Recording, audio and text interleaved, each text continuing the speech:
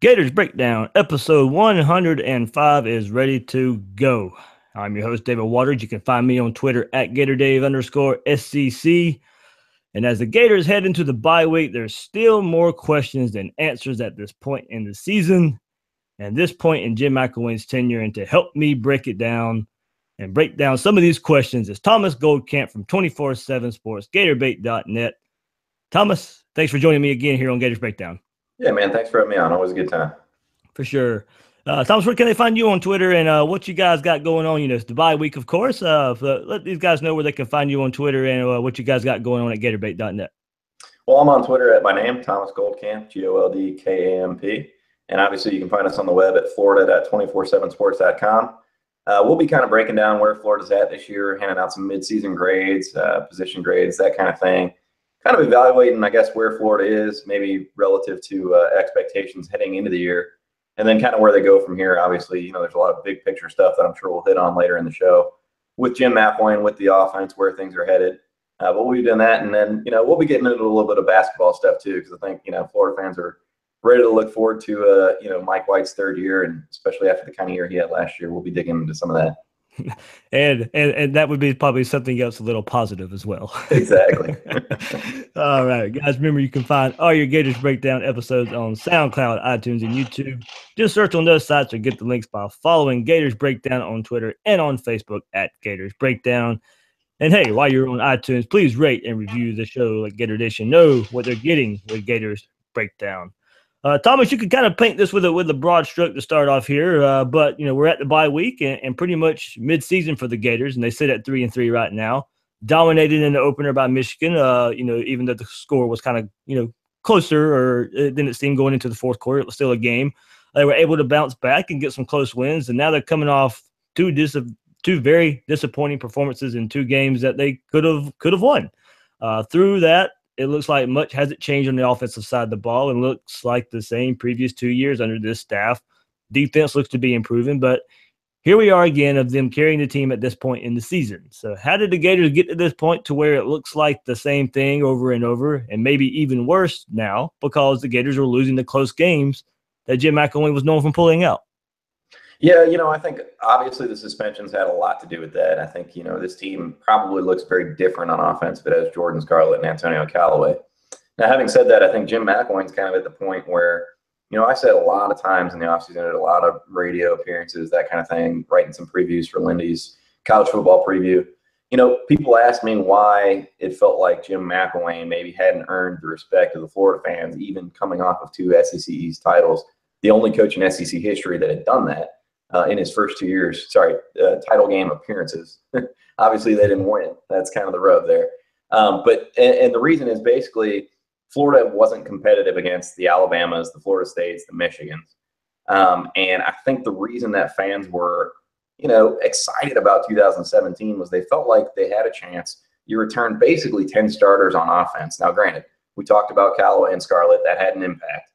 But they returned enough playmakers where they really felt like they were going to be able to take a step forward and really get to the point where they were competing with these Alabamas, these Michigans, these Florida States. And that hasn't happened. You know, obviously the last 2 weeks, very close games, probably could have gone either way.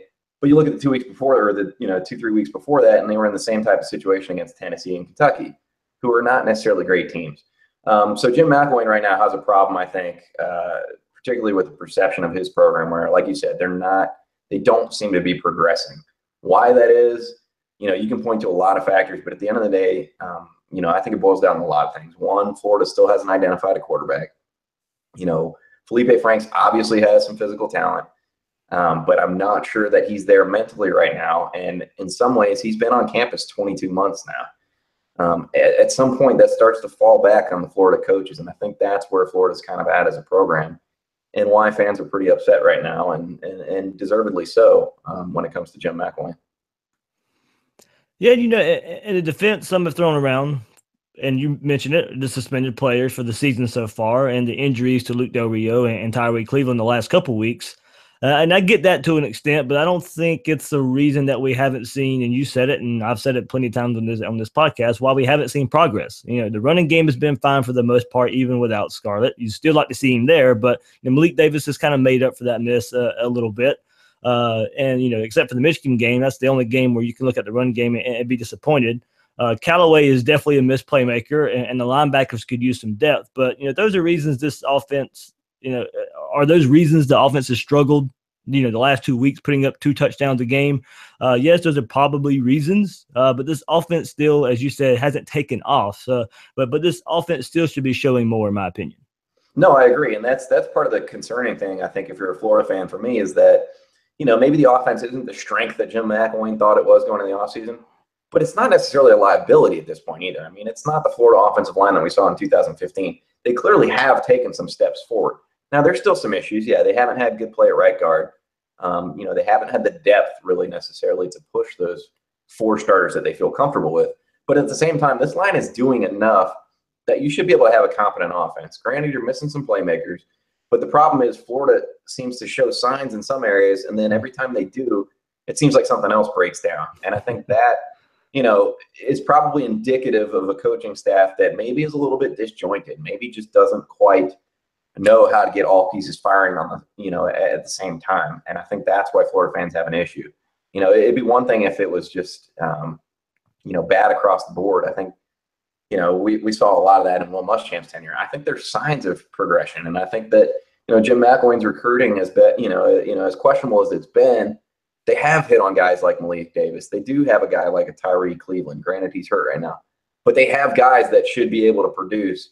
And the fact that they haven't really makes you wonder, if this coaching staff just doesn't necessarily have what it takes to really make that full picture click. Thomas Golkin from 24/7 Sports, Gator Bait, joining us here. Thomas, what should, and you brought up Felipe Franks, of course, and that's the most popular guy on campus, and especially coming off his worst game of his career, I think, so far in this the Texas A&M game. What can the coaches do with him right now? He doesn't seem to be growing in the offense, and there are 2 sides to that. You have a coach that had a reputation of being a quarterback developer, and we've yet to see that. But on the other hand, we knew how raw Felipe Franks was as a recruit. Should the staff ride it out with Franks for the rest of the season, put him on a shorter leash, or go ahead and look at another quarterback? Well, I don't really see any upside at this point to going to another quarterback, particularly if you're of the opinion that Jim McElwain's not getting fired this year, which I don't think he is, given the financial ties that are into him at this point in his career, and given what he did the first 2 years. People have asked about Jake Allen. I think he's headed for a red shirt. I don't think they're planning to lift that red shirt off him. Kyle Trask still recovering from a foot surgery. I don't think Malik Zaire really adds a whole lot. Maybe he's a little bit better because he gives you a little bit more mobility, and just some of that veteran experience. But at the same time, he's gone after this year. So it's like, if you're Jim McElwain going into year 4, I think you ride Franks and see how it turns out. Now, what can the coaches do to make his job easier? That I don't have a great answer for, and that's why they're getting paid. Now, I will say this: there were a couple plays I'd point to in that, in that game last week. One was, the obvious miss that Franks had on 3rd and 14. He checks down to a tight end, and he's got Brandon Powell open. That's something I don't think the coaches can really help him with. That route was open. Franks admitted it after the game. Brandon Powell got on him, was waving his arms at the time. Those are things I don't know that they can clean up. There were a couple other ones, though. The interception that he threw, his first interception. Franks rolls right, and there's only one route to that side of the field.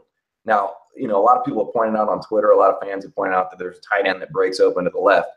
Well, Franks is rolling away from a defender, within 4 to 5 feet of him, chasing him down.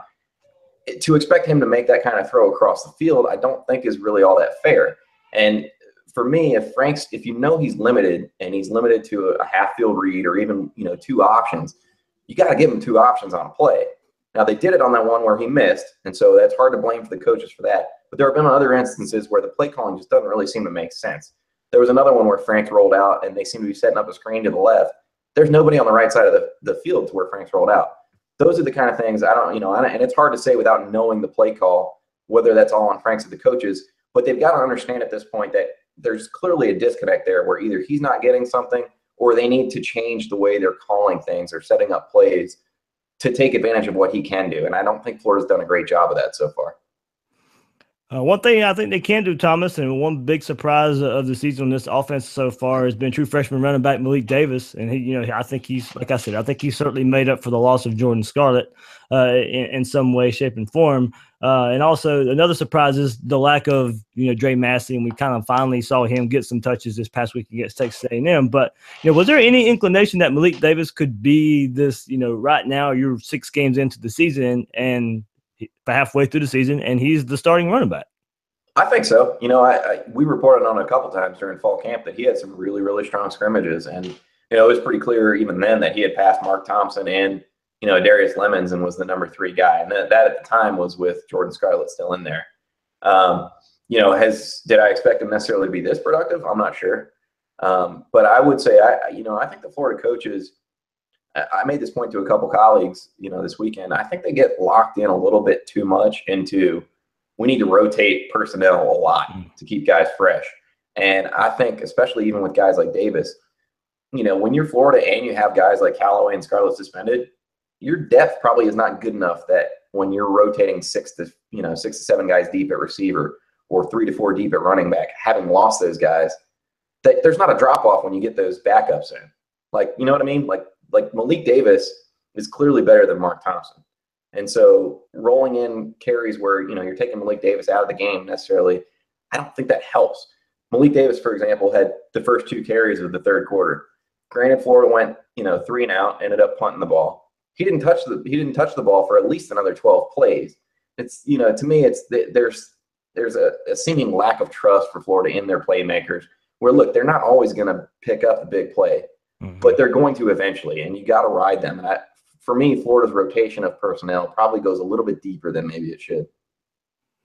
Yeah, for sure. I like the way you put that there. And Dre Massey, what kind of seemed to be the reasons maybe why we just now finally saw him getting 2 carries in the Wildcat. He looked explosive. I know it was not a big game, but you could see the burst of speed there. And then, of course, on the sweep that he scores on, I think there's something more there than what we didn't get to see in those first 6 games or first 5 games, and we got to see it there. Is this another guy that Mike can lean on now? And is there some things during this bye week, if we're talking about getting players involved, can they figure something out with these 2 weeks before Georgia to maybe the things you just brought up of maybe rotation, getting some guys the ball who should be getting the ball, and I think Massey kind of speaks to that. Yeah, I mean, you'd certainly hope so. I think the one thing I would say about Massey is obviously he was coming off the ACL tear, and I can tell you from reports of guys that were at all these fall practices and fall camp, the scrimmages and all that, he did not look the same as he did last fall. And he was clearly a guy last fall that was an explosive playmaker, was catching everything thrown his way, had kind of the wiggle to get away, after he made the catch. And that just wasn't there in fall camp. So I understand why he hasn't gotten the touches. I do think, like you said, now that they have an extra week to prepare, especially with Kadarius Toney having the separated shoulder, I think he's a guy you can see them ramp up the touches. But frankly, what they saw in fall camp, they weren't really giving him a ton of reps in practice in the first couple weeks of the season, just because he clearly was not the same player. Now, if he can show that and they feel more comfortable with it, then maybe they roll out some more touches for him, and certainly I think that would help. But that, I think, is the main reason that he hasn't been more involved to this point. Gotcha.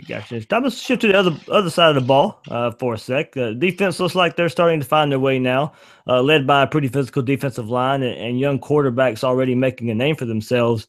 Now we know that the biggest test of the season is coming up in a couple of weeks against Georgia, and there are still times when they give up chunk plays and look completely lost. But what does Randy Shannon have here, and can we keep expecting improvement as this year goes along? Well, I got to say, I was pretty skeptical of Randy Shannon coming into the year. I think his scheme is very different than what Florida fans have been used to, especially under Jeff Collins. Collins is a guy that would blitz all the time. He would keep linebackers in as spies on the quarterback and the running back.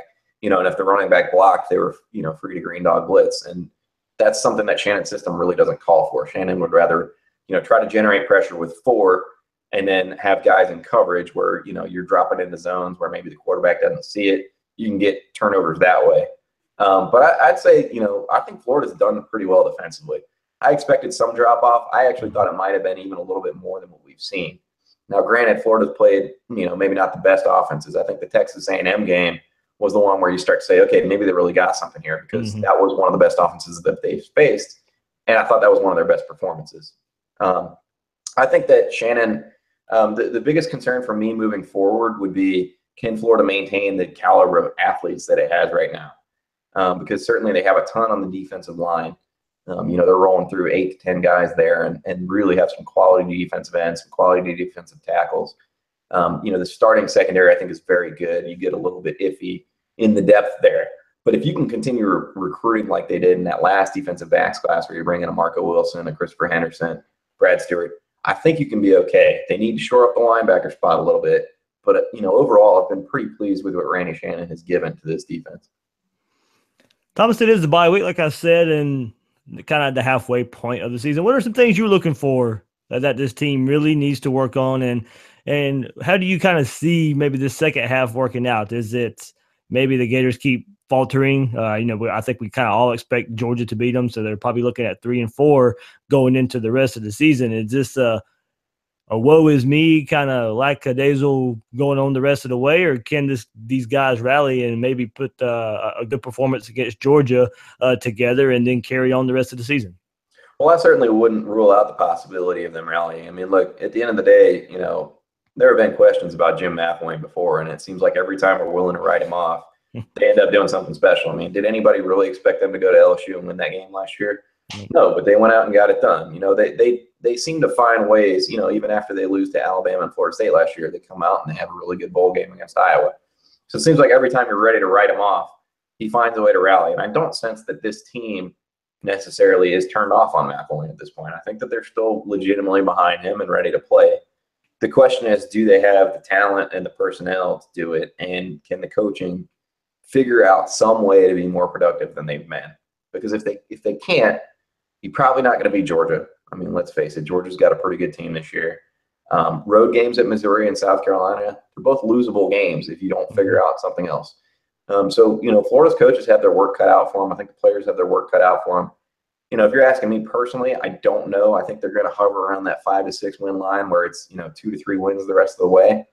But at this point, you got to beat UAB and you got to take at least one from Missouri or South Carolina, preferably 2. But do I see that happening? I don't know. I think there are major question marks at quarterback, and at this point, I'm not necessarily as willing to give this staff the benefit of the doubt to adjust to make up for those. Thomas, and you, I'm sure you were in the room when this was talked about, and the kind of the hot quote from Jim McElwain's presser after the game the other night was talking about third downs and the players didn't execute. The plan was there.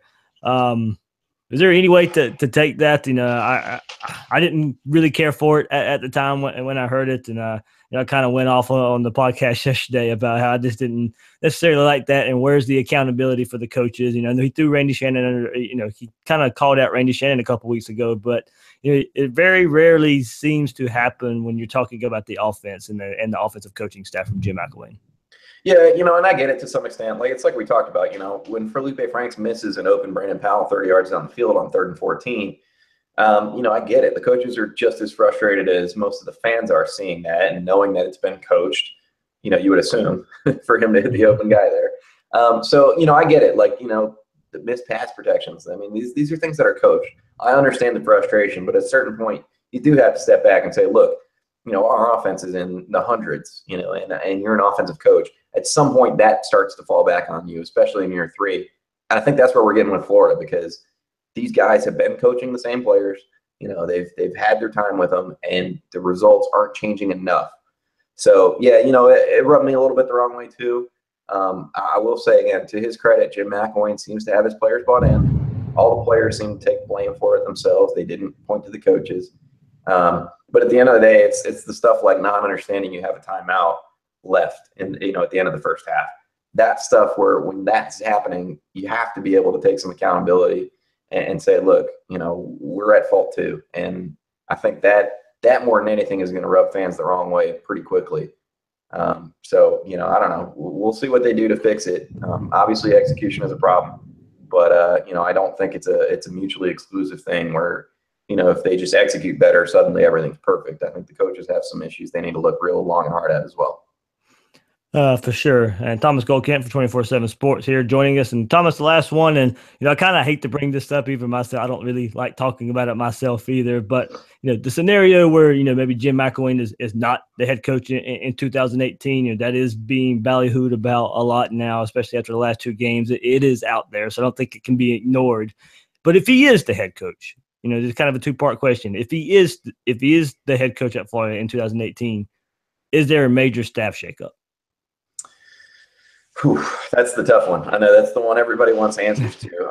I'll say first off, I do think he's the head coach next year. I think it would take a pretty monumental collapse from here. And the thing about Jim McElwain is, despite the 2 losses to what may end up being average LSU and Texas A&M teams, he hasn't really dropped the Georgia Southern type game, for lack of a better term. I know they went to overtime with FAU in 2015, but he's generally won those games. And so I don't necessarily see a scenario where he loses out, and loses to UAB. I think that would be the only scenario where firing is legitimately on the table. I think there's just too much money tied into it right now. Florida extended all of its assistants last year. So you're looking, if you fire Jim McElwain, and assuming you're not retaining an assistant or two, you're looking at like $18.5 million, and that's not even taking into account what you'd have to pay for a new coach potentially. Right. So I don't see that happening. The second part, I think, is a much more interesting and much more relevant question. Are there staff shakeups? And that I do not have a good feel for. A lot of people think, Scott Strickland, the AD, could force him to make a change at offensive coordinator. I don't see that being a good way to go. I really don't. I don't think that's ever the right way to approach things. I think you either have confidence in your head coach or you don't, and you either let him sink or swim. And I just don't see that being the right way. And if you ask me, Jim McElwain has proven nothing but loyal, and particularly given his comments about it is just the execution, the plan's good on offense. If you're asking me to pick right now whether or not he fires Doug Nussmeier, I'm just not sure on that. Could there be a coach or two that moves on his own volition? Sure. But I don't necessarily see some, cleaning house where you're looking at a situation where you're replacing 3, 4, 5 assistants because they're not getting the job done. I think Jim McElwain really does trust his staff, and it's going to be really interesting to see at the end of the year, assuming they can't pull out of this tailspin a little bit more, exactly what happens there. I can't imagine the reaction if fans if Doug Nussmeier is still on the staff. Like you said, if the tailspin continues, and that's still the case. We'll see. I mean, I'm not saying that it won't happen. Oh no, yeah. It's just, if you're asking me to peg right now, McElwain is an extremely loyal guy, and I think that he really does believe that he has the system and the plan in place to win. And given that he keeps reiterating that, it's hard to see him necessarily parting ways with a guy like Nussmeier, who he clearly believes in. Yeah, I think one thing I don't, and like you said, the loyalty part of him, that's one reason I don't really expect anything, at least until the end of season anyway. McElwain's reputation is not I don't see anybody getting canned mid-year. Yeah, I don't either. Thomas, I can't thank you enough for joining me here, man, and sharing, of course, this first season, I guess, report card in a way, and what we're looking at with this team. And I'm going to share some poll results in here and get off myself because it's storming pretty bad here, so I may not have much longer to go. All right, man. Take care. Thanks for having me out, buddy. All right. Thanks, Thomas. Thomas Goldkamp from 24/7 Sports here, joining us here on Gators Breakdown. You won't find much better coverage there. So, guys, go to 24/7 Sports, Gator Bait. Find those guys there, Thomas, Blake, and Luke. You won't get much better Gators coverage out there. So let's see here. I got the poll that I posted today about should Felipe Franks be starting quarterback versus the Georgia Bulldogs. So you can still go vote there if you look me up on @GatorDave_SEC. It is on Twitter there. And out of 767 votes, 66% of you say yes, Felipe Franks should be the starting quarterback versus the Georgia Bulldogs. And some good feedback here as I posted that earlier today. I'll get into this feedback here and then probably have to get off before the storm gets kind of crazy. At lowkey 850, it doesn't matter who we start, the results will be the same. At Ben Constantino 11, he shouldn't, but I think we're in position now where he has to. No one on the bench is the answer.